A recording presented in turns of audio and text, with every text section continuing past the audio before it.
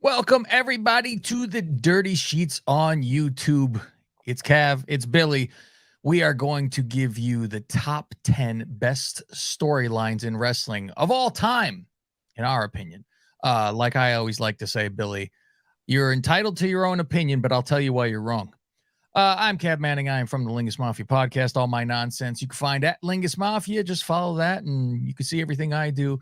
We are also at Dirty Sheets X on X.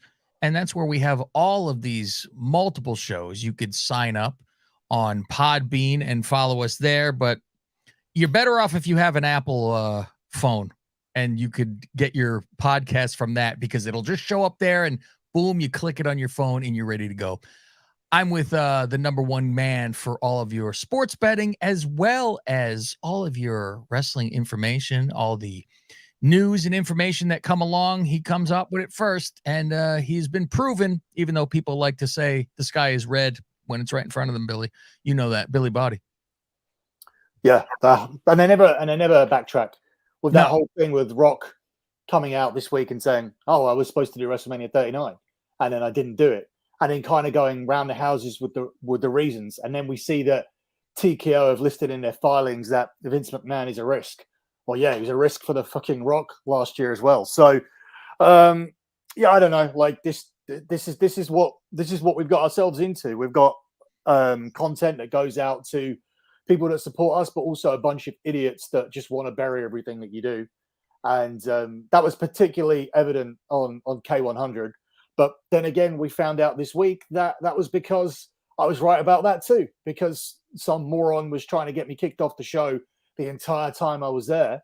We have the proof now. It was literally given to us by Conrad, who decided to just turn on his boy because he wasn't going to be held responsible for it, because the whole time it was a case of, oh, Conrad had a go at me. Conrad told me off. Conrad's really angry. And he was like, no, I wasn't. Like, he's like, this guy was burying you the entire time. He said he didn't want to get you a media pass, and Conan and Disco asked him to get you one. And from the very beginning, he was saying, oh, I don't like this guy. We should kick him off the show. He was telling people this before I did anything on that show. So that's the kind of person that like Joe Feeney is. But, you know, I'm not really happy with all of them. And the main thing that you'll see is when we run through these lists, we're going to do a top 10. And we arrived at that top 10 via a top 20. So that's how this is going to work. Me and Cav are going to run through a short list because he trusts my historical knowledge of wrestling to be able to produce a 20 short list and be confident in his top 10 will be on there. And then he'll trim it down to 10 and then he'll put it in order. But there is not one storyline ever that featured Conan. And there was not one storyline. NWO, if you want to do that whole thing. No, I don't. And there was not. And there was AAA storylines. And there was not one storyline that featured Disco either. And if we went deeper to the top 50, they wouldn't be on that either. If we went to matches, they wouldn't be on that either. If we did the top 100 wrestlers of all time, they wouldn't be that either. So they can sit on their little podcast and think that they've got something great that they kicked me off of, or that I was desperate to be on. You were paying me peanuts. I do 3 podcasts somewhere else and get paid the same as I do for all the shit I was getting from you and your listeners and the shitty community. And look, as I said, Cav mentioned at the top of the show, we're going to be doing these bonus podcasts. Wrestling List is a bonus show. This is bonus podcast material. Like, we're doing it here for free on YouTube because it helps us get our YouTube viewers, our YouTube hours up, because we still need a certain number of hours so we can remonetize this channel. So I'm finding reasons to put content on here, and I'll continue to do so until Cav returns to the Dirty Sheets on Fridays. And when he returns, then we'll be ready to do a live show every Friday where audiences can participate. But we still need another 1,200 hours to do that. It would have helped if I didn't do it wrong in the first place, where I was posting up live streams instead of full videos. But now this will be done correctly. So this is why you're getting this show for free. But this show is going to be a paywall show. Raw's a paywall show. SmackDown's a paywall show. The news is a paywall show. And every month, you're going to get 4 shows: 2 Wrestling Informers, one wrestling lists, and one superstar profile. They're all going to be paid shows. This is just a free introduction to one of those shows, which is why wrestling lists are here. And as I've said throughout, if we don't get enough subscribers on there, because it's a lot of work, I'm just about done with this industry. I'm just about done with this war. I'm just about. I don't believe it, ladies and gentlemen. He has to talk wrestling. No, I don't. I'm just about done being stuck here solely to be this nuisance that gets under the skin of people. But I'm tired of the response of, oh, well, you only got this many people on this, and you only got this many people on that. You're told you get 50 downloads. It's like, oh, you get 50 downloads, and I'm like, well, actually, that show blew up immediately. But what are you gonna? Like I said, you can't argue with somebody. It's impossible. I don't even bother. No, we've not bothered with our YouTube because this has been a hobby. We've not bothered with getting advertisers on our podcast, but we've been consistently every single week for the last 7 years when we've decided to do a show. We've not ever left that top 50. When we talk, thousands of people listen. And so it doesn't matter how many views are on YouTube or whatever new platform we choose to go on, because we have made it a rule almost to not take this shit seriously, to not make it our jobs. And now this is the most content that we've done. So it's a very, very short amount of time that I will do this for.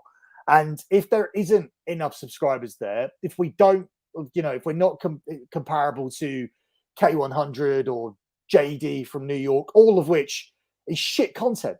Ryan Satin is shit. Sean Ross Sapp is shit. Conan Disco, boring as fuck. Who cares what they think? JD from New York, terrible. It's all horrible content. So we're going to do our content. And if we don't have numbers I'm satisfied with, we don't have subscribers, bye-bye. It's a relief. It's like I'm rooting for nobody to listen. I'm so ready to be done. So this is kind of another way as well for me to do within these shows. I will, for a short period of time, hopefully for a long period of time, hopefully people will all sign up and support the show. But if they don't, for a short period of time now, I'm going to get to do shows that I want to do, which is lists, which is superstar profiles, which is my version of Wrestling Informer, which isn't like, oh, this is the news, number one. This is story one. This is story two. This is story three. Bye-bye. Like, no, I'm not going to do that shit either. So I'm going to do all the content I want to do for the next 6 months. If you don't support it, cool. Fuck you. See you later. I'm out.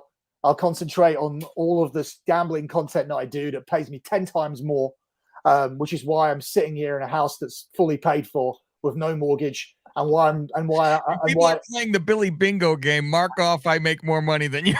and that's why a £100,000 car is sitting outside, which is also fully paid for, and none of it, not one bit of it was paid for with wrestling. So these idiots that turn around and go, oh, I get more subscribers than you. Oh, I get more followers. I don't care. Well, this is not what I do. I don't care. This is what I do, but I still do it better than you.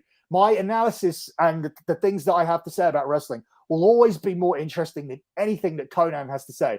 And he's a guy who brings guests on and doesn't even let them fucking talk. Did you see that shit with Bobby Fish? Like I said, you.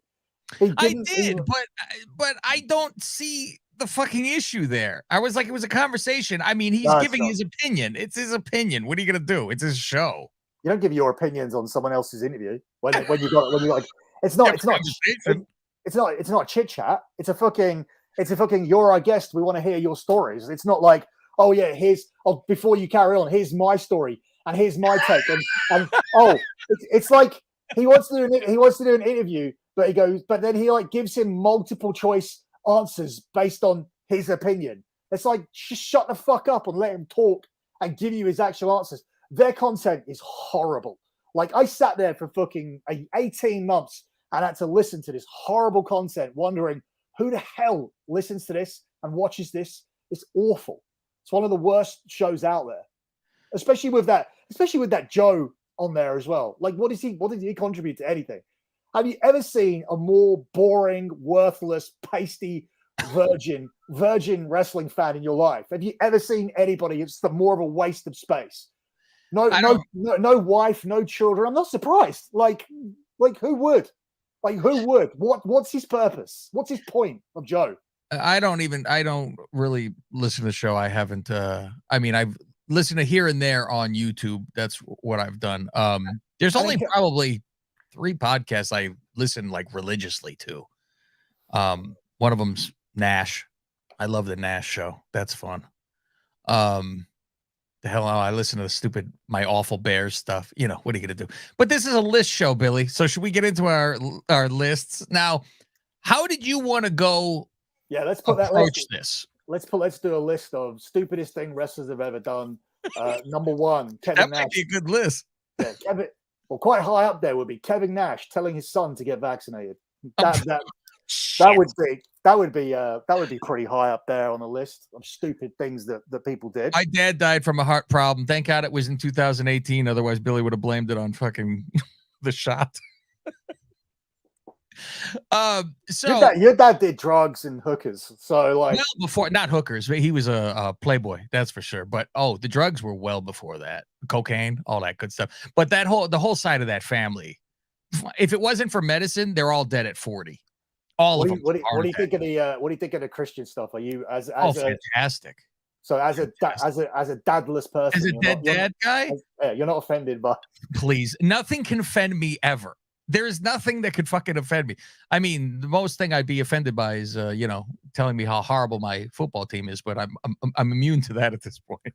Because I post all that Christian stuff in the group, but you're the only one on there without dad at the moment. So yeah. So far, I can't wait to laugh at all you when you're all your fathers are dead. There are some guys in there that don't speak to their dads. I know that. Oh, really? Yeah. So they're pretty much dead to them. Yeah. Yeah. It was a fun time that day, the waking up to that one. So do you want to go over like the entire thing and then we're going to put in order what we have? Yeah. So I'm going to just quickly brush over the list. Some of these are not worth like elaborating on because everybody knows what they are. Yeah. I don't need to tell you who the NWA were. Yeah. Now, one of the most difficult things about this was that I tried to go back and be like, because I know there was a wrestling before we started watching it. And I tried to see, okay, what was Bruno Sammartino's? Yeah, what would have been a storyline? Yeah, what did Billy Graham do? Because you hear all these guys talking about, oh, this happened and this turned into a shoot fight and all this kind of stuff. Yeah. I really couldn't find anything that was storyline based that would take out any of these stories. Sometimes like there is a recency bias, but in terms of actually telling stories, I think that really became more evident and well done over the last 30, 40 years. So I did try to do that. And even to the point where I really wanted a Horseman kind of story. Yeah, because I'm like, even the Dusty and Flair stuff, right? But that was kind of like not in our wheelhouse at all. No, but it kind of, I see, it was difficult because it was hard to nail down any part of it. And even within, this is not a perfect list of 20 either, because when you look at New World Order, for example, and then you have Crow Sting, the development of Crow Sting as a separate, you may say that these two things are grouped together, such as also on the list you have Austin McMahon and Austin Rock, where the Rock originally faced him as part of the corporation. Is it one story? Is it two? With USA versus Hart Foundation, I've specifically gone out of my way to put in brackets Steve Austin and Bret Hart is in this story. Like Steve Austin and Bret Hart cannot be listed along with USA and Hart Foundation. That for me, so is Sean is in that story of USA versus Bret. Right, exactly. Yeah, Sean and Bret could have been separate, but I decided to put it within that. So it's difficult sometimes, but with the Horsemen, they basically had a lot of feuds with a lot of people. I mean, they had a feud with Sting. Luger was feuding with them at one point. Dusty was. Ricky Steamboat had matches with Ric Flair. I don't think anything by itself makes the top 20. Horsemen are great. If we do something on factions, they'll be in. But there's no big story that I pointed to, in my opinion, that finished in my 20 shortlist. So I run through the list, and if I think anything needs any elaboration, I'll talk about it. Hulk Hogan and Roddy Piper. This was the rock and wrestling combination. This put wrestling on the map. Yeah, it was like the first one kind of that you knew of. But this was the establishing of WWE as an entertainment product, as opposed to your old wrestling company. This is what differentiated Vince's vision from his dad's and led to WrestleMania 1. So Hogan, Piper, and that includes Hogan, Mr. Wonderful, and Mr. T even getting involved in this, and Mr. T Piper all comes into this. I could have even labeled this as Rock and Wrestling storyline and even included Cyndi Lauper, Lou Albano in it. From there, we have Hogan Andre, very self-explanatory. Hogan Andre turns heel. They do WrestleMania 3. They do Saturday night's main event. Ted DiBiase tries to buy the belt. It's all in there. Hogan Savage, completely new story. Pritchard talks about it a lot on his podcast as being one of the great things they've done, with the subtle nuances throughout a 12-month period where Savage was turning heel. And this is one that wasn't on Cav's list, but I put it on mine. I thought Warrior Rick Rude slightly edged out Jake Rick Rude, because Jake Rick Rude was a great storyline and a great idea with Rick Rude trying to go for Cheryl Roberts, but it didn't have a payoff. Yes, I agree. Warrior Rick Rude was the Warrior's most significant feud of his career. Now, he had a match with Hogan and he had a big match with Savage, but they did not feud continuously. Yeah. Rick Rude and Warrior were arguing over who had the better body. Jesse the Body Ventura was involved. Rick Rude took the Intercontinental title from Warrior. Warrior took it back. He feuded with the entire Heenan family to get to Rick Rude. And then once Warrior was champion, Rick Rude was his first contender, and they settled it in a steel cage at SummerSlam 90. This is a feud that stretched across a 20-month period. So that is why I put it in here. But I don't think it'll be in the top 10. Macho Man versus Jake the Snake, historical for many reasons. The biting of the snake, Jake the Snake's heel work, still regarded top 3, top 5 all-time heel turn. Turned Savage into a very sympathetic babyface, slapped Liz, all great stuff. I then consider us moving on now to a different era, but sort of the storyline in between that got us through a very bad period from 93 to 97 was Yokozuna versus the USA. I think Yokozuna was the most significant champion from that period onwards. Once we lost Warrior, Savage, Hulk Hogan from WWE television, yes, Bret and Shawn were the champions on and off, and Bret and Shawn had their own friction, and that was the biggest storyline behind closed doors. But on television, the foreign heel Yokozuna was carrying the championship, and everybody wanted to see him lose. In the end, he lost it to Bret, who wasn't an American, but the idiots chanted USA while he was in the ring with Yoko every time. So that was stupid. This edged out Sergeant Slaughter or Iraq versus USA, Sergeant Slaughter versus Warrior, Sergeant Slaughter versus Hogan. It edged it out just because that was not successful from a business standpoint. WWE lost money from that, and people were turned off from the product and actually stopped watching. So I could not include it in here.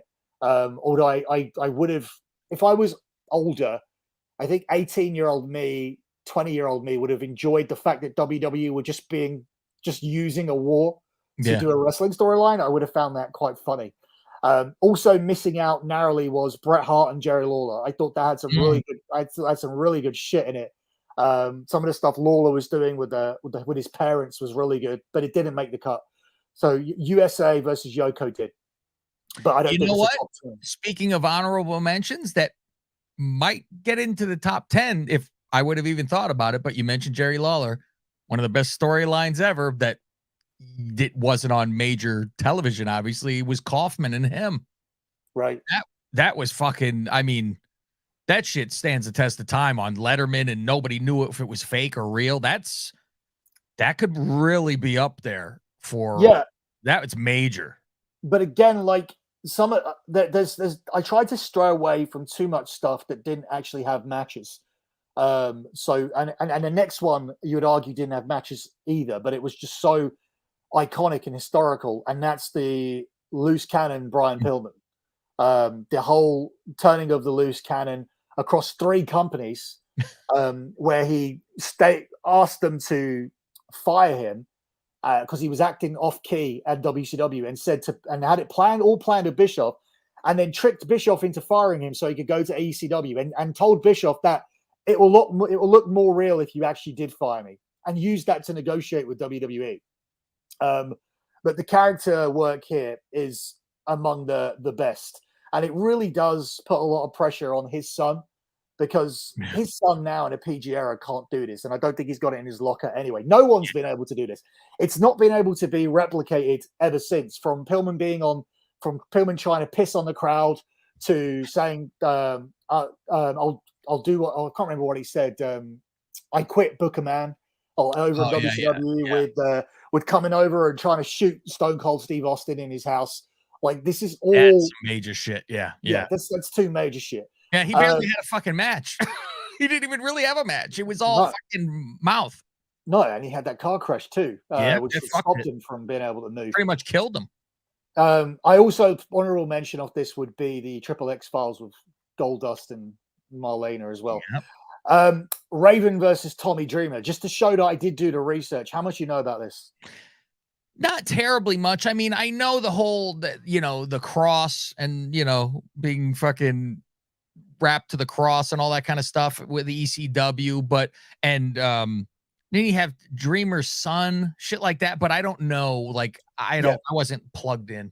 All that's intertwined with it, with the main thing being that they went to the same high school and Raven bullied him because he was a cool kid and Tommy was a geek, and Tommy was and they got into a feud and he was trying to get his beating for the first time in ECW, but couldn't win any of the matches still. So, yeah, and then there was all that other stuff you just mentioned. It's the most famous ECW story of all time. Then you have there's so many things coming into my head that I liked as a kid, but they obviously don't get in here. There was Doink the Clown, Crush. There was Bam Bam Bigelow, Tatanka, but obviously they don't get in. Mankind, Undertaker. Undertaker, massively historical figure, went across 3 decades, but Mankind saved his career. Mankind, before him, he was stuck working with these people that couldn't move. Kamala, Giant Gonzalez, King Kong Bundy, the Supreme Fighting Machine, Karma, and then he gets to have a few, Kevin Nash or Diesel. Then he gets to come in and have this feud with Mankind, where he actually had to be willing to lose matches in order to make it work, which he did. Then you have USA versus the Hart Foundation. This includes Steve Austin and Bret Hart. This was the first ever time where we saw a group of people as baby faces in one particular, or actually everywhere else in the world. Bret Hart's take on things was USA. The USA crowds were the bad guys. We let them play bad guys. Obviously, that can never be the case in reality, because that's your main source of income. And Steve Austin on paper and Shawn and others were the baby faces. Shamrock, LOD were the baby faces. But in Bret's mind, he said the US crowds were the heels and we let them be the heels, because what he was saying was all righteous and correct. So yeah, very different ways to look at it, but very clever. One of the most unique and never repeated storylines that we've seen. And completely turned babyface to heel and vice versa when they were in Canada, which was wild as hell. Like, it was completely backwards. Yeah, and within their confines, within all of that, you had a successful double turn in a match too, which is hard to pull off. So we move on now into another bracket, which is the Monday Night Wars kind of bracket. Crow Sting, 18 months. This guy did nothing. He just painted his face differently, was annoyed that he was being linked to the NWO, sat in the crowd. The shitty thing about this story is the finish. Exactly. And that's probably why it won't make the top 10. Yeah.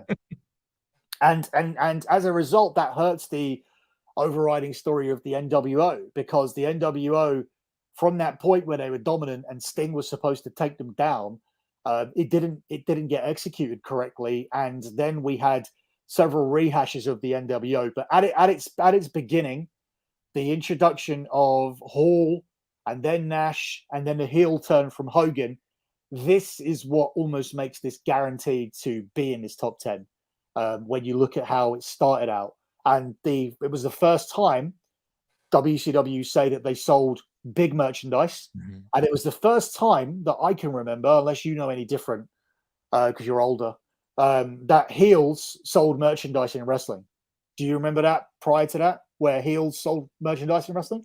I'm merchandise wise. Oh, like actually like having something to buy at all. So you got those No, magazines. Rick You got Rude it. had So shirts. you got those magazines there, Yeah, right? That you showed me earlier. yeah, Inside them, yep. there's a catalog, right? There's Honky Tonk Man shirts. There's Rick There Rude is. shirts. There's King Kong Bundy shirts. They're in there. Yep. Can you show me that? Or have you got I them don't there? have it in front of me. It's All right. downstairs. But Okay. Honky Tonk Man, I have in my fucking head. He's on it, fucking doing the fucking thing with the hands, you know. And then Bundy, Bundy's a cool shirt because his name is King Kong Bundy on his belly, and it's a black shirt that goes into like his singlet. So he's on there, and then the Rick Rude one is the lips that say "Simply Ravishing" on them. So it's not the first time heel Yeah. T-shirts were sold, but I would say it's Sold though, sold. You know, yeah. yeah, it's the first time a heel T-shirt has moved to #1 position in a company. Mhm. No doubt about it. From there, we have Goldberg's streak. I can't even remember what it ended at. I think 174. Mm. 170, 174 and 1, I think I it couldn't was. tell you where it ended at. No, I don't know. If that's right, considering I haven't got it written down. I'm gonna search it. 173, I'm going to say, Okay. is when he lost. Because I know it didn't get to 200 because I thought that it should have done. I thought he should have lost on like 199 or something. Yeah, right where it's right. Well, I mean, still the 70 something, you wouldn't expect it. Still, you expect, oh, you're gonna end on a real number, not in the middle of something. Yeah. So what do you have it as? Well, I think 173. Let me see. The last thing I remember. 173. So 173 and 1, was it? Yeah, that's what it did. 173 and then lost the Nash. Kevin Nash, yeah. Yeah, The booker. what was the date? Do you know the month or the year? I No, can't imagine you know the fucking day, but do you know month and year? I would say from December 27th, 1998. Wrong on everything. What? Wrong on everything. Oh, you know what? No, You're fucking good. This is when it started. Sorry, I'm looking at when it started. Arcade, December 1998. Maybe There you go. That's when it ended. Starcade, December 98. And when did it start then, I guess? Because that's what I was looking at. All right. He got bought in. I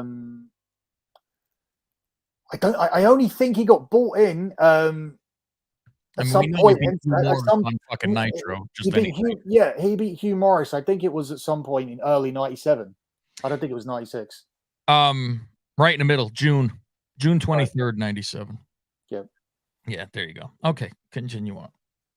Yeah, and I think he won the title from Raven. Raven? That's what I'm thinking too. Yeah, Raven. He won the US title from Raven, and then he beat Hogan for the belt, and he had to defend the US title against Scott Hall on the same night that he beat Hogan first. But yeah, so that's all within that. Austin McMahon, we're going to talk about it later. Austin Rock, again, that could have been under Austin McMahon, but it's not, because that would exclude where they moved on and had other matches where Austin turned heel on him at 17. Mm-hmm. They were going in as a babyface there. That's where the My Way video comes in, the very famous My Way build up to WrestleMania 17. So that is, for me, the separator of Austin McMahon, because that had nothing to do with it. Although, again, McMahon turns at the end, and then Austin goes to become the leader of WCW, and Rock becomes the leader of the WWE. So, yeah. What Mania was it? Was it 17? Yeah. Where him and Rock with the smashing of the fucking, where Vince and him shake hands? Yep, 17. That's the Matt plaque I have, that one. Yep, and then obviously Rock retires Austin at WrestleMania 19. So they did move on past McMahon. So it's separate. The end of Evolution, I put this in because this got me to get out of here to Mania. Something I didn't think that I would ever do, because obviously when you're in your 20s, at the time, like, I'd only been on holiday to Europe, and when I went to America, it was with my parents. Mm-hmm. But to book my own tickets to the US, I was 21 at the time, and to go to Mania with my mate Craig, to go and see Batista win, because the turn was done so well and the story was done so well. And prior to that, you had them kicking Orton out too, because the group was so big and so dominant. And then Orton wins the belt, and Triple H gets jealous, and he drops Orton off the top of his shoulders. And then they try to manipulate Dave, and there's that whole thing backstage where he goes, they try to send him to SmackDown, and they go, and he's caught talking to Flair, saying, "Oh, Dave's stupid. He'll do what we tell him to do. Dave's easy to manipulate, or whatever." And then he powerbombs him through the table, wins the title, beats him in 3 rematches. Yeah, I thought it was really well done. Probably won't make the list though. Undertaker's streak. I debated whether this was a story or whether each individual match was a story. Yeah. In which case, it's unlikely that any of them would really get on the list, except for maybe that 2-year story with Shawn, where it was the good versus the bad. Yeah. But I think there's more of that match was more than the story was, you know. But I would say in the later years, it did become a story. You knew it was going to be a story at WrestleMania. And it's a way, it includes everybody. I mean, it doesn't include really, when we're talking about this, we're not talking about Mark Henry. And well, actually, Mark Henry was at one point supposed to break it. Like, so I can't really even say that. There was loads of people that were considered. Wade Barrett didn't get his match with Undertaker. He was considered to break it. Mark Henry, weird people were considered to break it along the way. Diesel was supposed to break it early when it wasn't even a thing, but he was told him he was leaving, so he didn't get to win at WrestleMania 12, and that wouldn't even have been a streak. Orton was supposed to break it, but he got drunk the night before, and they decided that he wasn't ready for it. So yeah, loads of people were supposed to break it, but the fact that it existed and they were able to make it almost a double main event every Mania, because this was as important as any title match, I think that makes it a story. CM Punk pipe bomb leading to 434-day title reign. Again, lots of people he faced during that time, and there's specific things where you could say, oh, maybe when he feuded Undertaker and mocked Paul Bear's death, that should be a story. Maybe when he actually chased the title and feuded Diesel and Triple H, that's the story. Or Jericho, when Jericho wanted to tattoo him, but they didn't do it. That was a story. No, I think the whole thing of Punk being anti-establishment and getting his push and his contract and everything, that's the story for me. The Yes Movement, definitely a story. Daniel Bryan wins the belt. And the Bloodline, there's no point talking about the Bloodline. So yeah, that's our list of that's our short list. And now Cav is gonna do his top 10 and I'll take a break.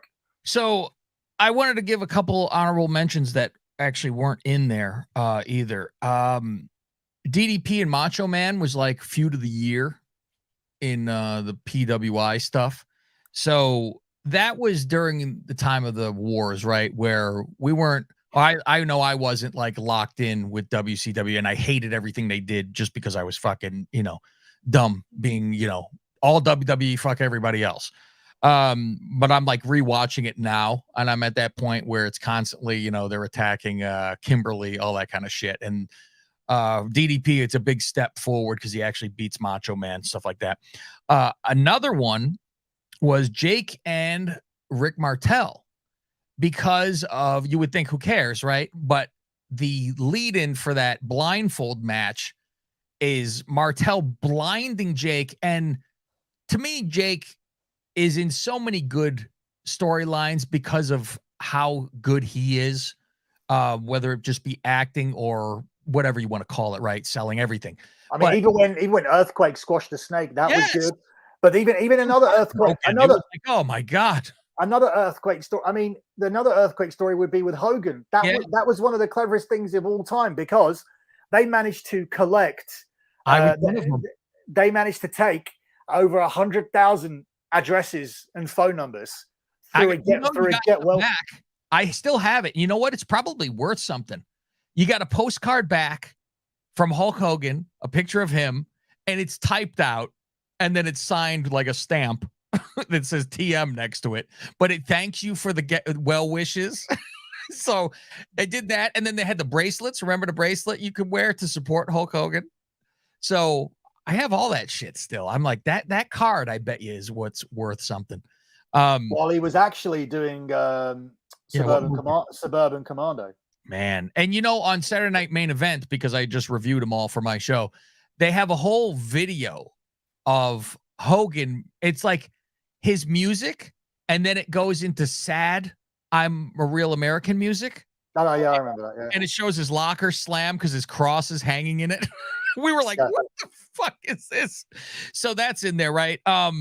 So like I said, Jake and Martel, where he sprays him in the fucking face and he blinds him. And okay, you go, that's fine. And he's wearing the glasses, right?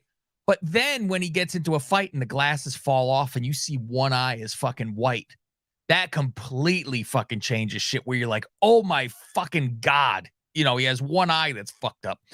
Like I said, unhonorable mention for me, when it was mentioned, was Crow Sting, because like we said, there was a shit ending to it because he didn't have a tan, right? And and the shitty fucking Brett doing the pin, and they were supposed to do a fast count, but there was a whole, I'm like, this is why WCW was WCW. A year's worth of whatever, 18 months worth of shit, and it ends by botch. It's unfucking real. And also to me, not getting on my 10 is Hogan and Piper, because there was no real ending to that back in, I mean, it ended more 50 years later in WCW because Piper never took a pin. Yeah, I think that's more so to do, as I said, that could have been labeled as the Rock and Wrestling Revolution, as being a story as a whole, as in the concept of bringing in Lauper, working with MTV, working with Mr. T. I mean, I could relabel that as Hogan and Mr. T, the Hogan and Mr. T union, because that was so big for. I mean, we would be here if it weren't for Hogan, but Hogan wouldn't be as big if it wasn't for that. So like, it's all crucial historically. So for my top 10, I'll give you a little rundown on each one, why they are where they are. Number 10 to me is NWO. It has to be on the list because it was revolutionary. And it was the first time, like, this actually got a company that made no money to make money. It was an invasion thing that people actually believed. You couldn't believe what you were seeing. And the problem is why they are 10 is the beginning is so fucking great. And then it was oversaturation because they did get guys in it that were just, let's get guys in it. And it was nonsense where it should have been pretty much WWE guys that were there. It became clusterfucked. And then also at the same time, there kind of wasn't an end to it. And that's where you get almost, you worry for Bloodline, because when you see the whole thing about, didn't Jimmy kick Roman in the face and now he's wants to be back, you get a little worried. Like, it gets into that territory of NWO. Austin and Rock is my number 9. Just because, like, they were the two staple guys. Those are the two heads of the company at the time and very interchangeable. But I can't, other than the smashing of the chair and, you know, McMahon going with him or whatever, in my head, I don't see like, oh, they were at war through all this time and story. Like, it wasn't. And I can't like put my finger on, oh, remember this, other than that main match where it was, I need to beat you, Rock. I need to beat you. And so that was like the only thing that came in, but they were two of the biggest stars it's ever been. And they were, you know, top at the same time. So that's kind of a thing. Yes Movement. It's one of those that slipped my mind, but then when you think about it, how he became world champion from the crowd. The crowd was so into this and pushed him beyond when the company did not want to. They wanted nothing to do with it. And so they used it in the storyline where it was like, you're a B+ guy. You really shouldn't get this title. And going all the way to Mania. And when it wasn't supposed to be, because they had, fuck it, it's going to be Batista and Orton. And they couldn't just barrel through it. And so they had to do a whole thing where you had to have Bryan beat Triple H, who was an authority first, and really got screwed up after the match. So it was a big uphill battle. The whole, you know, take over the ring and not let the show happen. It was very much a crowd movement. So that puts it on my list for me. Number 7 is Undertaker Mankind. This, when Mankind first comes in after WrestleMania, right? And he attacks Undertaker right off the fucking bat, right? He does the elbow off the fucking apron. And all I thought was, why would they have this guy fight Undertaker for his first feud since he's going to just lose this match? And little did I know what this turns into, that Mankind is his number one opponent. Like when you look at certain guys, you say, who is their biggest rival all time? Right. And it is kind of weird when you look at Hogan because you go right away, you would think Andre Hogan, but then you go, well, Piper was the first one with Hogan, shit like that. But when you think Undertaker, you're thinking Mankind, and obviously Mankind falling off the Hell in a Cell takes it to another fucking level. Everything they did, Paul Bearer turns and goes with Mankind, and it's just, they go on for years, and everything they did was really good together. Austin and Vince saves the WWE as we know it. They go out of business if Vince does not jump in and get in. What number is that? You got your numbers written? That is number 6 now. Because you're gonna have to recap. Yeah. Okay. Number 6 is Austin and Vince, which is surprising because Vince isn't quote unquote a wrestler. So it's, how is Vince going to be the number one opponent for Austin? They end up having matches, but it is a lot more of McMahon throwing things in his way and obstacles, and they do it well. It's not like, oh, fuck, it's just a guy who's just going to keep on, barricading. They do it well, even to have Vince getting into the Royal Rumble to prevent things. I mean, there's that cover of the magazine, the Fuck You, where Vince is screaming in Austin's face in the turnbuckle. Remember that one? It just says Fuck You on the cover. So this is on the list because it completely turned the company around. The Attitude Era. This whole thing is from Austin and Vince. More so, Austin is obviously the draw, but you needed a foe, and there was nobody foe enough than Vince turning himself into a character and just going with this, which who knew that Brett would do the company a favor on the way out by getting in a fight with Vince. If he doesn't do that, it probably doesn't happen. Right. Number 5, Jake and Rick Rude. Another Jake for me with the intent. This wasn't on the short list. No, this didn't make the 20. Well, no, you talked about it though, at least, because you said this is why I think the Warrior one is better than this one. Right. And I don't apologize for being a Jake mark for sure. Oh, in future you have to get it on the short list, and then you can put it on the main list. Okay. So and he already agreed to the fucking short list too, by the way. Yeah, I agree with it. And I said I got to throw in something. So here's the thing: this Jake and Rude deal, the fact of Rick Rude having his wife, Jake's wife, on his fucking trunks was a revolutionary. It was amazing. You never saw anything like this. And the way they carried this out, Jake warning, because it happened once, and then Jake, it's on a Superstars, and he says in the little box on the corner, if you do this ever again, I will come and take those fucking things off of you. And you go, okay, whatever. He fucking goes into the ring, and after a match, he pulls down his fucking pants again. And he's got Cheryl on his fucking pants. And Jake, which is great because you see Jake like coming from the locker room like he had finished his matches and he had a shower. He's in normal clothes, like pants. So he's like, he saw this on a monitor and fucking like a real story, ran his ass to the ring and yanked the fucker's pants off. And they had to blur over it. And you didn't know as a kid if he was fully fucking naked running around with his dick flopping around. It was like, holy shit. Like you said, the downside of this is there's really no fucking finale to this. They have a match at Mania during during the tournament, right? At 4. But there's I can't even tell you if that was during this time or after this time or before this time. I don't know when that is. And here's the problem. That was a that didn't have any heat, and it was a boring 15-minute draw. Yeah, it was a draw. So it was like, that's all you have on in terms of what's logged for the for pay-per-view between these two. And by SummerSlam 88, they had moved on to other things. Jake with and here was the thing: at SummerSlam, it was Rude and Junkyard Dog, right? Mm-hmm. And I love Jake's acting because this was another one of those, if you wear the fucking pants, I'm fucking coming after you.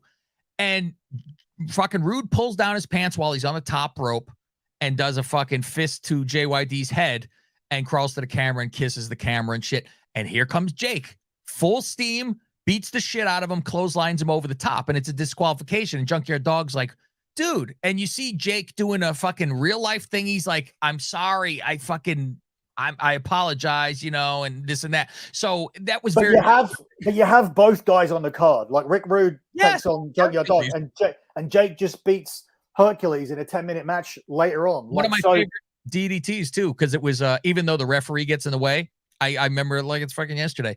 It's that over the top body slam, backdoor turnaround DDT. That's the best move ever is DDT. Now they bastardize it. Bless you. Number 4, Brett, USA/Austin. The USA thing in Canada, as we talked about, was something that we'll never fucking see again. And Pritchard he says that it was not planned that they were in Canada almost every other week, which is very fucking good timing if that's not the case. Because Brett literally was a heel here in the United States. He goes anywhere else. He goes to England. Hold on, tell me again. What did he say? He said that because Conrad had asked him, so did you guys book it like this to where you're in USA a couple times and then the next week you're in Canada and then you're back here and then you're over there? He said that wasn't even the plan. It just happened to be because we book it that far in advance and it happened to fall right in. Yeah, this is why Pritchard's a liar and why I stopped listening to that show. The reason why it was in Canada so much was because the plan for WrestleMania 13 was for Bret Hart to beat Shawn Michaels in the rematch. Mm-hmm. So Bret Hart was the champion and was supposed to be the babyface champion. Obviously, it would be easier to sell out shows in Canada. That's all it was. But he didn't know that because he just makes stuff up. See, because I'm wondering, like, when they say that, because I go, it does ring true to me that you have to book it way in advance. Yeah, and way in advance we knew that Shawn was beating Bret at 12 and Bret was beating Shawn at 13. Everybody knows that until he lost his smile and got out of the match. Mm-hmm. But we knew that Bret was winning the belt back. That's what he came back to do. There was not supposed to be a heel turn. It was supposed to be, an edgier Bret winning the title as a babyface, though, and mainly, being alternating with USA and Canada as champion because it makes sense. If you got a Canadian champion, go to Canada. Yeah, and 13 was in Chicago, which is the first Mania that I went to and flew to Chicago by myself to fucking watch. And it's the worst Mania ever, other than 2 historical fucking matches or whatever. Actually, one historical really match, just the Austin and Brett. So USA, he's good. He's bad over here. He's good over anywhere else. And it wasn't even like a mixed reaction. It was he is full-fledged bad as a motherfucker here, and over there he is a fucking hero. And it's wild because they're doing all their bad guy shit, but he is theirs. And from going to the International Incident pay-per-views, was that over there? No, that wasn't. It was Stampede. Canadian Stampede. Yeah, and going over there. So it was like that crowd. Remember the fucking camera was shaking when they were introducing them to coming out one by one. Fuck, that was some wild shit to watch.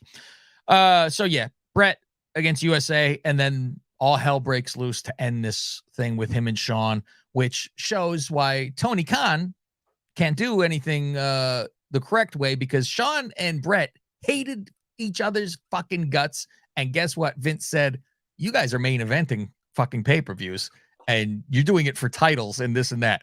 And Tony goes, well, I don't want to, force anybody to have a match with somebody they don't like. 100%. Okay. Number 3, Jake and the Macho Man. The fact that he fucking got eaten by a snake. He got eaten by a snake, Billy.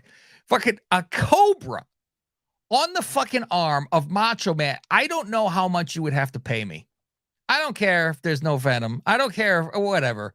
You're being bit by a fucking snake. That's a cobra. That's not a fucking garter snake. To be bit by this, and then he locked on. The intensity was fucking insane. You have never seen, you never will see. This is fucking wild. My favorite match of all time is Jake Macho Tuesday in Texas. Can you believe this is my favorite match of all time? Yeah, Second, it's like it's like 4.5 minutes long. It is. And it is because of the intensity leading to this. And it's always storyline for me more than an actual. Well, mine is the 1992 Royal Rumble, and I don't think that's the actual Rumble itself. Yeah, I watch that Rumble all the time. As a match, that's why I guess I call it a Royal Rumble. I hate when they even say the Royal Rumble match. I go, that's not a match. I mean, secondaries to me is always it's if not a real match is Shawn and Taker. I don't know how you fucking really beat for a real match, but Macho and Jake is walking to the fucking ring, and Macho Man is fucking on the way before this thing even starts. Blood. These are the real blood feuds that you always heard about. Blood feud, where it is you want to kill somebody, and he fucking beats the shit out of Jake real quickly. Fucking drops him on his fucking throat on the outside of the ring on a guardrail. So Jake is doing his great acting of I can't breathe, my throat, pointing at his throat, my throat. Gets in the ring, elbow drop, fucking win. That is not even half the fucking match. It's who cares about that? Because then afterwards, you get Jake who fucking DDTs him, which nobody does a better DDT than Jake. He DDTs him multiple times in this. And Macho Man is so good. He's doing great acting where he is a dead body being lifted off the floor for these DDTs. It is not let me help you and stand up and take your move. He is pulling up a dead man and dropping him on his head over and over. Elizabeth comes to fucking help, and he slaps Elizabeth in the fucking face. He stomps the floor while he does it too, which is great.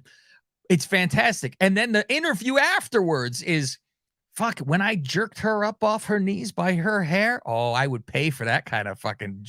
It was like, oh my fucking. And Macho Man in the back afterwards is tearing at his own face that he allowed this to happen.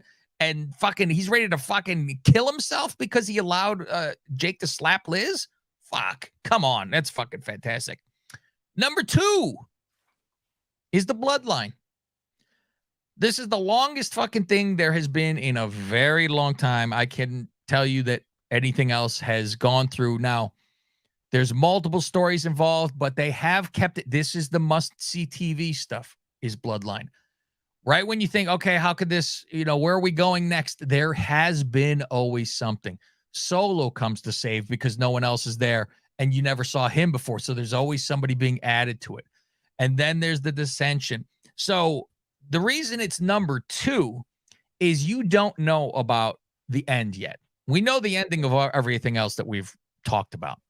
You don't know the ending. So you can't really grant them, oh, you're the best ever, because if this ending is the fucking worst thing ever, it's like NWO. You would have had them way up there at the time talking about it until shit evolved to shit.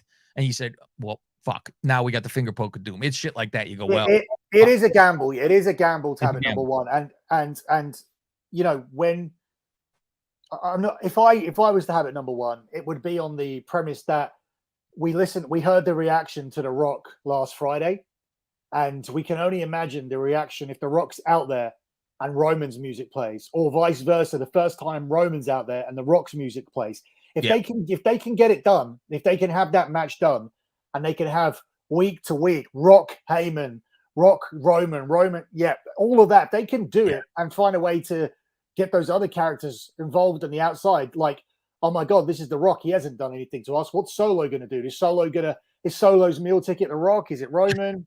Who's Jimmy going to side with? Roman? Rock? Like, my problem here is Jimmy at the moment. But like I said, I don't want to judge before shit happens. Because right now you'd go, this doesn't make fucking sense at all. Mm-hmm. That he's like, oh, I'm back. You go, what? So that's why you kind of grain of salt it. But yeah, and Roman would have to beat Rock, which scares me that they would have Rock win because they had Rock beat Punk when it was fucking, why are you doing this? It should have been Streak versus fucking Days champion with fucking Punk and Taker, and they fucked that up in my opinion. So that's why Bloodline is number 2. My number 1 of all time has to be pretty much the first storyline growing up that was very impactful that I watched the whole way through as a kid. And it is Macho and Jake, Macho and Hogan, because you don't realize until Macho lays out everything what happened from the full fucking year. You don't see Macho Hogan fucking helping her on his shoulder with his hand on her ass. Shit. Yeah.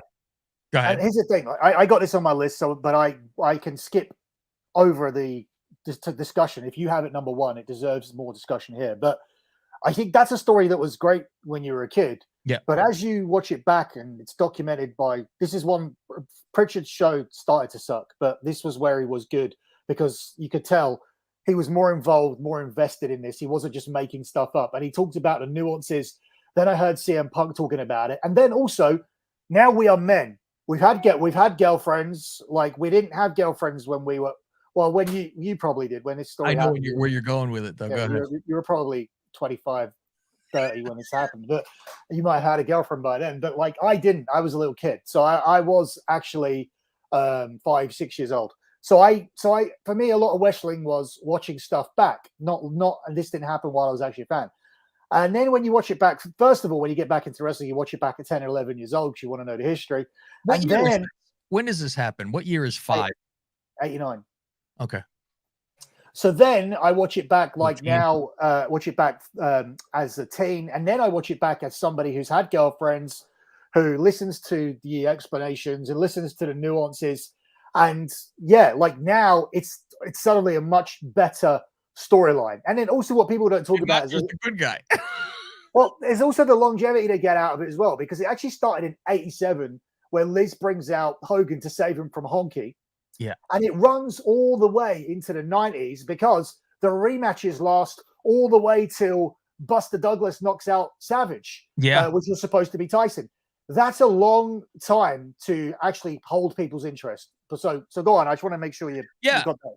I do. I agree. And so they go through the whole thing. And like you said, it's a lot of, we start with, the kind of the beginnings, that Mega Powers deal, the handshake and all that kind of stuff. And it was like, I mean, a tag team main evented a major first ever pay-per-view, which nowadays you go, I don't give a shit. Oh, fucking tag team match. You know, it's very hard to have that be, Jesus Christ, we're going to see a tag team match for the main event. So it was like they're best of friends, and Hogan's Mr. Rah-Rah, always supporting and all that kind of stuff. And then you see Macho Man with the lust in your eyes and all that kind of stuff. And it goes all the way through. And the topper is Saturday Night Main Event, or the main event, when all hell breaks loose. And Elizabeth finally takes a hell of a fucking bump too, with Macho Man flying out of the ring, landing on her. And it is nonsense when you look at some of the things, like Hogan's like, oh no. And like, he doesn't even turn to tell Macho Man, fuck, she's hurt. He just fucking leaves. Macho Man's like, what the fuck? So he takes her to the back, and it's the whole where it was live, and he goes, give me what's the tizyme? Well, he doesn't know when the camera's on and shit like that, and crying, and Beefcake comes in on the fucking wrong time. So it was a lot of, this is the boiling point, and Macho Man fucking loses it and clocks fucking Hogan, and then all hell fucking breaks loose. So it was, if you want to go just the year, but like Billy said, it's beyond the year that this is going with them getting together. I don't know if they knew at that time where we're going to end with that. Oh, we're going to give Macho the fucking title. I don't know if they know that by then. They possibly do, because they used to do things well in advance. But this thing, from exactly the solid year of, actually then more than a year, because he's got the fucking Mega Powers deal where that starts, or from when he wins the title at the fucking 4, I'm sorry. And so goes all the way through, and then takes the title off of him. But it's always that Hogan thing. Oh, Hogan's always going to be the fucking, foot on the fucking chest champion type of guy. So there is my top 10. You want me to just go through top 10 real quick, what it was? Yeah, so your number one is actually Mega Powers Explode. It's not Hogan Savage feud through history, because there was WCW matches as well. Mega Powers got reunited. Because, I mean, it's worth mentioning though, because historically Hogan and Savage, and the pairing of Hogan and Savage, and then in real life, drew money through the decades. Yeah, it's still pulled money. Like, later on. Mine is that they explode the 1 year going into it. The Mega Powers explode. So number 10 was do the recap. Yeah. NWO is number 10. Austin and Rock is number 9. Number 8 is the Yes Movement. 7 is Taker Mankind. 6 is Vince and Austin. 5 is Jake and Rude. 4 is Brett USA / Austin. Number 3 is Jake and Macho Man. Number 2 is the Bloodline. And number 1 is the Mega Powers Explode, Hogan and Macho Man. I hand it over to you, Billy. Yeah. Okay. So a couple of things I'm going to say before I start. When people talk about AEW and some of the negatives in AEW, I'll tell you what some of the negatives are. Thanks to AEW, I cannot look at CM Punk the same way, and I can't even look at Daniel Bryan the same way. Some of the shit that he's been involved in, when I look at that Yes Movement and him being pushed, it falls short because he had to vacate the belt. And then I look at him going over to AEW and cutting himself and injuring himself and making comments like, oh, I'm going to have my best year and it's going to be working with this Japanese guy and this Japanese guy. I just think, fuck you. Like, I love it. My best year. I'm like, really? Yeah, it shits on his own biggest accomplishment. So if you're going to shit on it, and what was a great moment, and yeah, the fans. Don't they all lie when they go? Like they always say, "This is the best company I've ever been in," and they know it's not. And also, like that Connor kid died, and when Daniel Bryan won the belt, if I would have booked it for him to live, like I would have booked him to. So like I would have booked it differently. Like I would have booked him to like kick out that shit. But I don't know where they were going with that. Like because I mean, and I literally, I'm joking, but also like they knew he was gonna die, and and when they created that moment, it was like he was very central to it. And then it was like they had to then do an announcement and it was like, okay, so Daniel Bryan is injured and the kid is dead. So it's like the whole thing is like falling to pieces. So yeah, the whole moment is kind of damaged by that, and a lot by what Daniel Bryan's doing now. Honorable mention, and he's in this top 10 twice, but I want to just give a shout out to the MVP of the show. And that's going to be Macho Man Randy Savage. Now, he only has 2 entries in my top 10, but I want to just run through Savage chronologically quickly. From George the Animal Steel wanting Elizabeth to leave him because he really loved her, but she had to stay with Randy Savage, who mistreated her. That was well done. Then he fucking injures Ricky Steamboat and gets a match out of WrestleMania 3 where Steamboat is acting like he's been killed with the barricade elbow, and he sells it like he's choking and his esophagus is broken. He got a broken esophagus and all that. That was well done, and then he does the job as well. He then transitions on to feuding with Honky Tonk Man because he's a babyface now, and Hulk Hogan comes in and makes the save. We then have the start of the Mega Powers, which moves into and Savage only got the belt because Hogan was feeling no holds barred, by the way. But he made the most of it. We get the feuds with DiBiase and Andre, which is enough to main event at SummerSlam. Then the Mega Powers explode. Then he gets like a year of matches out of Hogan. He then works with Dusty Rhodes, which is a high-end feud as well. He then works with Ultimate Warrior and gets the best work out of Warrior, which includes costing the Warrior the belt when Sherry's involved and she's on her knees with the Warrior at Royal Rumble saying, "Please, Warrior, can Macho Man have the next title shot?" Do you remember that?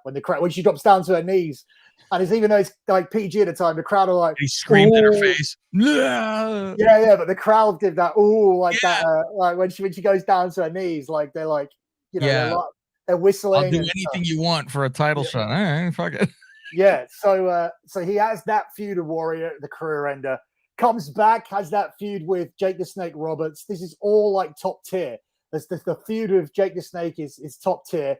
Then he feuds with Ric Flair, and it's all about the photos, the fake photos. That's good. That's intense. What was his favorite? What was Ric Flair's favorite fruit? Strawberries. There you go. So he then goes into like the feud with Flair. You then like get Razor involved in that. Razor goes over in the matches against Savage, gets to injure him. Then Savage is the guy that has to make Yoko look good. And then he leaves the WWE, goes over to WCW. He's a babyface. In the end, he ends up feuding with Flair again. It's good again. He reunites with Hogan. He feuds with Hogan. He has a feud of the year with DDP. Everything he touched was good. Every feud is hot. There isn't a bad Randy Savage feud on here other than until he gets to TNA and has a feud with Jeff Jarrett. So I'm glad I don't even know about it. Fuck. Yeah.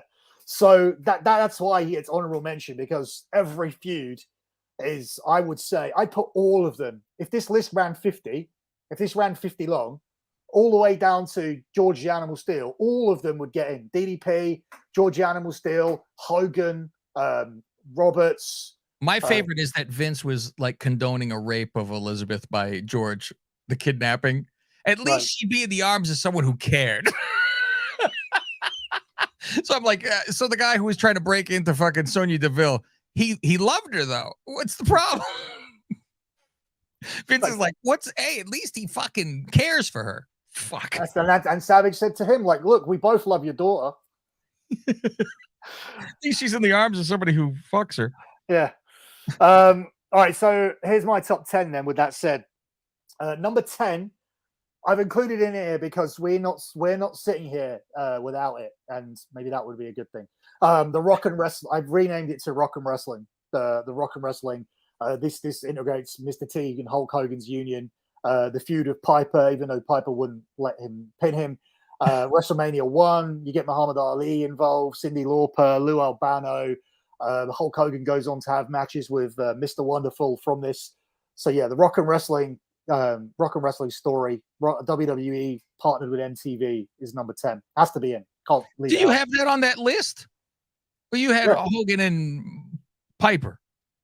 Yeah, I told you I was renaming it because you said Hogan and Piper didn't have a specific match, and I told you I was renaming it to this because I included all this stuff.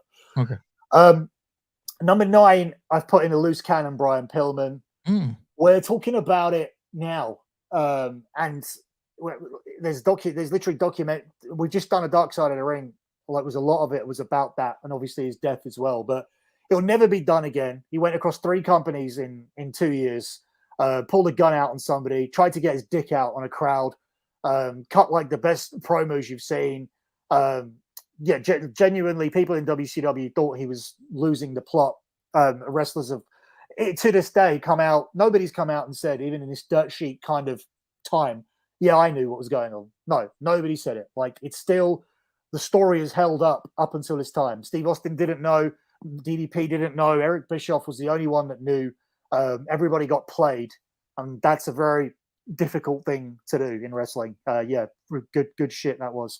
Number 8, I put Hogan and Andre. WrestleMania 3, 93,000 people, although Meltzer says less.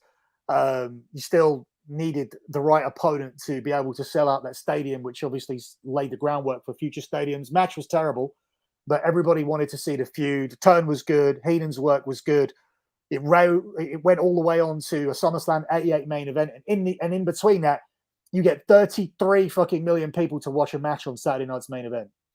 I can't believe I didn't fucking write that down. I'm like upset with myself. How did I not put that in the fucking... And then you have and within the confines of this, you have the fucking 2 referee thing. Well, how much was the plastic surgery? How much was the plastic surgery? Coming out of his pockets. Yeah. Shame on me. I fucking asshole. Absolutely. I can't believe I'm looking at my list and I think I had it scrolled up too high and I didn't even see it. Motherfucker. If only you were sent a short list to work with. Fuck me. And you just had to cross out 10. Yeah. In future, my strategy would be I send you 20, you cross out 10 and just put numbers next to the 10 you have left. That's how I had a whiteboard and I was staring at it, writing them all down, and I said, okay, that's good. Oh, you had technology as well. Like that counts as tech for this show. Number 7, like Cav did this fairly extensively. So it's Jake versus Savage. From a different reason, I can tell you, I can put this on in 2023. Or I did it in 2021 actually, for a new fan, which is my son, who was 10, and it still has the same reaction to it. Yeah, that's a good age to have them watch it too, because they'd be like, "Oh my god." Cav's dick doesn't work, so he couldn't add that insight to the breakdown. But yeah, I can. So that's what my brain works, and I know not to have any. I can't argue with you at all. Number 6, I put Rock Austin. If you look at the fans that have gone and say, "Oh, why don't you watch it?" Or "Why don't you watch it anymore?" "Oh, it's just not as good." Or "What did you used to like?" What's the answer? What the answer for why do I watch it now? No. The ones that went away. Oh, okay. And you say to them, "Why don't you watch it anymore?" They'll say, "Because it's not as good as it used to be." Then you say question 2, "What did you used to like?" "What's the match? What's the feud?" Oh, the match and the feud? Yeah. It's got to be with fucking Austin and Brett. Nobody says that. They always say Rock Austin. Rock Austin. Not for me. That doesn't. I'm telling you, it didn't. That's why I was like, I can't put my finger on a specific. Oh my god, it's Rock Austin, except Mania where he turned on him. Otherwise, I don't even remember anything. The two of them went after each other instead of the check your beeper and it says, all that shit. And he fucking charges them, but nothing really sticks out of my head other than they were both A and A1 for multiple years, and the belt would go back and forth, but not like between them. Well, I think like maybe then, yeah. Well, even with that, people say the two names where they say, "Oh, I watched it when The Rock and Austin were on there." At least they say like, "Oh, I liked it best when Rock and Austin." Rock and Austin, period. Yeah. Yes. Yeah. But in terms of feuding, I do think you're underselling it because obviously The Rock goes on to Mankind and moves onto Austin. Austin beats him at WrestleMania 15. Prior to that, you have the whole beer truck thing, jabroni drive, all that kind of stuff. Mm-hmm. Then you have the match at 17. Then you have the match at 19 where he retires him. Even prior to that, you have Rock doing the concert in Sacramento. Rock losing to Hurricane because of Steve Austin. There's so many things that you're not taking into consideration. The Rock, Austin destroys his car. Yeah, Lincoln, the brand new Lincoln. Yeah, there's so many things, which was obviously a different style of television as well, where it was lots of promos, lots of props. Mm-hmm. Different time completely, and it was all it's all encapsulated in this feud. If you had told me just Rock and Austin got me back into wrestling, I completely agree. Yes. Well, yeah, I mean that's just the thing. It's periodical for the people on the outside, the cool people I call them, with lives.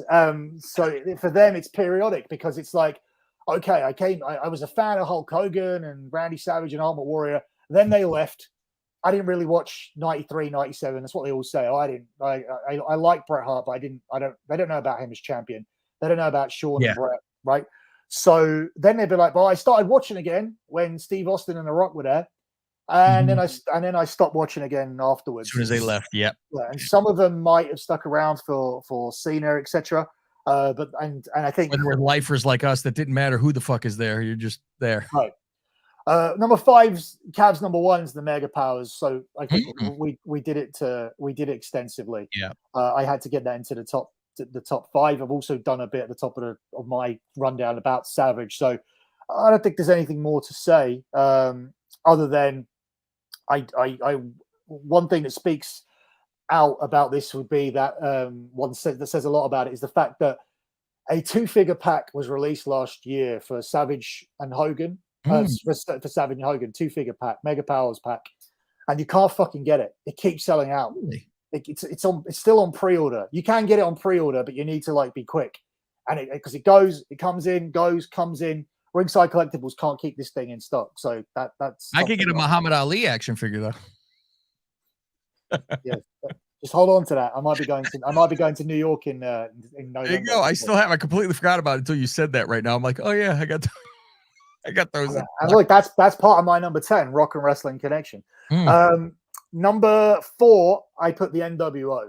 Okay. So it's considerably higher than Cavs, but I agree with all of the criticisms. The reason why it has to be higher was because there is no Monday Night Wars without it. Yeah. Like the thought. They changed everything. It's very easy now to think that, it's very easy just to sort of scoff it and say, oh, WWE lost for a bit and then they won. We have another company now who have a ton of money, just like WCW did, right? And they are not winning. They're not even close. They haven't won a fucking week. They never will. It's garbage. So to just turn around and go, oh, they won, but they had loads of money. No, they had the fucking story. They had the story to win. For them to win, this, in my opinion, I know it didn't end well, and I know it got messy in the end, and it was a little bit confusing, and, you know, we had the red, the black, all that stuff. Yeah, that's fine. Finger poker dude. Fair criticism, and that's why it's not number one. But it could have been number one because it actually beat the WWE, and WWE hadn't been touched, and WCW hadn't been near them. And when you compare now, when you look at the possibility and say, oh, AEW could beat WWE, like, and actually see how difficult that is, even with like an endless checkbook, it makes the NWO even more credible. And within this story, you have the greatest turn ever. The greatest turn ever. Isn't damaged for me whatsoever by Heenan saying whose side is he on. I saw a documentary like going, oh, we're so annoyed that Bobby said that because he gave it away. Nah, like he always hated Hogan. I thought he was consistent. Bobby Heenan was against Hulk Hogan from 1987 all the way up until that moment. He had a 9-year history of hating Hulk Hogan. I would have preferred if he said something like, oh, do I have to actually like him now if he's going to save WCW? And then have not and be like, I told you this guy. I told you. Yeah. So that's why I got the NWO at number 4. Number 3, I have Austin and McMahon just about at number 3. The reason I have it at 3, the reason I don't have it higher is actually the first thing I should say. It's just because a lot of people were disappointed with the higher power. And once a story disappoints you, it's always the finish. That's the problem. It starts to move backwards. I think you had the number 1 story of all time simply because this put WWE back on the map. From the moment that Vince McMahon said, which is included in this, Brett screwed Brett, you had a heel there, and you already had the stunner in Madison Square Garden. So you were all set up. And it was genius for them to do this. And the business that it had, and within this, you include all Austin opponents that actually were corporate. So within this, you can even include Rock's the WrestleMania 15 version of Rock, but you definitely include Dude Love. You definitely include Kane. You definitely include like corporate ministry, Boss Man. Who the higher power? I don't know what the answer is. What they were planning to do. I mean, there was a lot of rumors at the time, like Jake the Snake. Shane, Jake, I could understand. I always wanted Jake to be the guy that the Wyatts were like following. Yeah, I thought that would have been good. Jake outlived them all. Jake outlived almost all. I mean, we're not done yet. Jesus, drugs fucking keep shit out of your fucking system, man. Drugs will keep every sickness away. Yeah. Number 2. So yeah, number 2. 1 second. Just move back to my notepad. I'm trying to find my reason here. Okay, number 2, and this was tight because I do agree with you about Bloodline, and I'm still even thinking about doing it. I am going to do it. Okay, I am going to do it. Uh-oh, ladies and gentlemen. I'm going to put. Yeah, I agree with what you said. You changed my mind. Go ahead. I'm going to put Bloodline number 2. Okay, and it was number 1, clearly. And it was on the trajectory to be number 1. And then made a mistake. And it was a mistake that I said that they would make. Now, if we do go down the path of, and we got time, if it is The Rock, and we are getting incredible reactions, and we're doing incredible numbers, and and the chemistry's there, and like, there's just no way this isn't going to sell out legitimately the second night in Philadelphia if they do it. And looking at The Rock last week and how he didn't miss a beat when he was on. I know you don't like him, but he didn't miss a beat last week, and the crowd were 100% engaged. Just to think when he comes out next time, if there is one, and Roman's music hits, and it's, oh my goodness, like we're gonna have something that's up there with Rock Hogan. Like, but what ends this to your satisfaction? Like not just rocking him. And that's the thing. We don't know. We don't know. And this is the thing. That's why it can't be number one. I don't think anything will satisfy us. And it can be number two right now until we do the Rock thing. And it can even be stay in number two. I'm not going to be petty and say, okay, if they still can't get the Rock and they just stubbornly stick with Cody and Cody wins, okay, it still gave us this character. It still gave us this character, Roman Reigns, record-breaking run, incredible acting by Jay, Jimmy.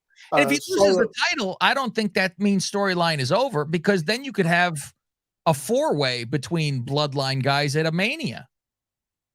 It could be them all fucking being pissed off at each other for whoever fuck's involved in it. And it could go on after he's champion still.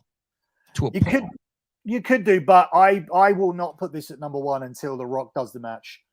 Because for this to have that massive asterisk on it, where it says unbelievable storytelling, unbelievable feud, compelling television, incredible crowd responses with the integration of Sammy and then Owens, and then they turn on Sammy, then Owens comes down and makes the save, and then Jimmy leaves and Jay leaves, and then Jimmy goes back, which is a negative. Mm-hmm. You need The Rock now, because the whole time it will be, we just couldn't get The Rock. We just couldn't get that story done. We couldn't agree to it financially. We couldn't agree to it creatively. Whatever it is that's stopping it, it needs to happen because the internet exists. And this is where this storyline almost has a negative cloud over it, because some of these storylines, they escape the internet. Like Hogan Savage escaped the internet. There wasn't people online saying Hogan's the prick, not Savage. You would have had so much of that. Fuck. Yeah, it couldn't happen. It was all clean. It was all clean. They told the story they wanted to tell. So you couldn't have that interpretation there. This doesn't escape the internet. And whilst everybody wants The Rock, Cody then rolls into WrestleMania again next year, if it is him, for the second time as the third choice, because LA Knight is more popular and The Rock is a more popular match. So, and it was the same thing last year. Sammy was more popular and The Rock was a more popular match. So yeah, I have downgraded this to number two, and this whole show was set up for this to be number one and for me to explain why. But it is number two, and number one is the Hearts versus the USA. Now, in this, you have Shawn and Bret, but this is a wrestling-based show, because Shawn and Bret hate each other backstage and they had a fight in Hartford. That didn't happen before WrestleMania 12. Like at WrestleMania 12, these two guys were had a pretty good relationship. Yeah. Like Bret was, getting a bit annoyed with him, didn't like the click, all this kind of stuff. They were separating a little bit, but they were pretty much friends through the 90s when they were the Rockers, Hart Foundation, etc. So the real problem starts when they are doing USA versus Hart Foundation, which is why this counts. The backstage stuff counts. The comments over Sonny counts. All of that shit, all of the heat, the screw job, everything is within this. Tony would have married everybody. Yeah, Tony would have put everybody on different shows. So I want them upset with each other. Oh, hey, Shawn, you have to work on Shotgun Saturday night. You'd be like, oh, look how cool it is. I could text Shawn Michaels and Bret. They're both my friends. Okay. So I could talk about this for ages, but the one thing I will say is, and actually make it really simple, no other storyline was so good and that actually has a documentary about it, and actually made the documentary better. You can go and watch a documentary that is what goes from a nice 7 out of 10 documentary where it's like, okay, look, hey, we're getting a really nice look at the Bret Hart and the kind of contracts work and a little bit of backstage from wrestling, these little conversations. We're in the locker room. That's pretty cool. 7 out of 10. Then you get this fucking shit at the end where it just all goes off. Not to mention that, so the documentary alone, that the fact that you can put Wrestling with Shadows on and watch it back in 2023, and it's still a hell of an entertaining documentary. I know this because my dad hates wrestling and he's watched it and thought it was good and he was interested in it. So it's a first class documentary. It's a fucking 10. It's a 10 out of 10 documentary. Better than any episode of Dark Side of the Ring. And then, and even Dark Side of the Ring actually did their own documentary on the screw job. Yeah. And when you talk about the screw job, you have to bring in, the whole history of the Hart Foundation and how Bret's character changed and whatnot. And then just simply within this, in terms of the group being baby faces in Canada, the reactions in Canada, Canadian Stampede, heels in USA, which you didn't talk about, the reactions in the USA where they could barely talk and they were booed, and Bret's promos, the anti-US promos that he was able to cut, Steve Austin just becoming ridiculously popular throughout this entire thing. Like, there's There just was so nearly much. a riot after Sean won that fucking belt. Yeah. Whew. He's lucky to have gotten out of there fucking alive. They were hustling him the fuck out. But within this story, you still get Owen 316 as well. You get Owen 316, you get Owen Shamrock, you get Bulldog working with Shamrock as well. You get you get Brian Pillman and Goldust within this storyline as well, with the Triple X Files, because they were part of it as well. You get Steve Austin winning the Royal Rumble, which sets it off when he gets thrown out and gets chucked back in.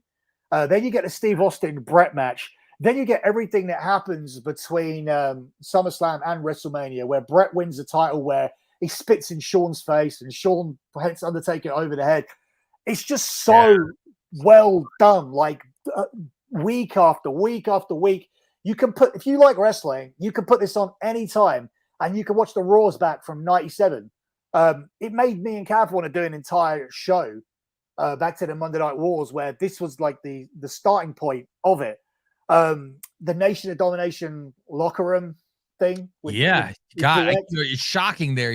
Now you look back, you go, how did they even do this? There's just spray painted watermelons on the wall, for God's sake. There's just so much there, and this set the groundwork for what was next to come. This was the Attitude Era before it was actually labeled that. And even then, like, I just loved everything about the era. This is the main overriding like storyline of the era. But just from like the just how well done the television was, which Russo will take all the credit for, even to the way they were going with their okay, do you remember a commercial where it's like, I did this before I did a wrestler. And it's like, I'm not a real athlete, I'm just a wrestler. They would list their things. This was all during that time. So they were getting super serious. They were getting super like so they were moving away from the kids, and they were moving away from Doink and Duke the Dumpster Drosy and all those guys. And this was the time where they did it, and this was a storyline that they did it with. So yeah, I think for me, it's number one. It's my favorite. Not bad, Billy. Not bad for our first list show. For people who want these all the time, and we'll be doing these often, you want to get on our Patreon, but that's not actual patreon.com or anything.